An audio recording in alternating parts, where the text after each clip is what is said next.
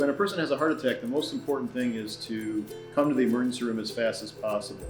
And that is to, in order for us to figure out what's going on, and if you're having a heart attack, to get you to the cardiac cath lab as quickly as possible to open up the artery as fast as possible. This is what's known as the door to balloon time. So from the time you roll in through the door to the time the balloon is inflated in your artery, we measure that time, and the shorter the time, the less amount of damage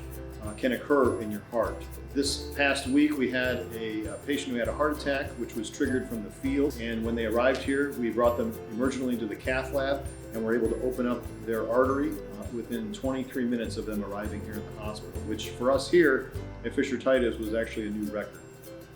The total time from the point where the EMS was called and triggered the STEMI, which is what we call the heart attack protocol, to when they had the balloon open was 58 minutes, which is again extremely good. If you're having chest pain or you're having symptoms of possible heart attack, call the EMS immediately, because we have the ability to diagnose this in the field. It's very, very important. The longer one waits to open up the artery or to get the artery open, the more muscle can be damaged. So that's why it's critically important to recognize the signs of a heart attack, call EMS, do not drive yourself to the hospital, because at any moment you could have an arrhythmia where you could pass out and die and injure yourself or somebody else, and have them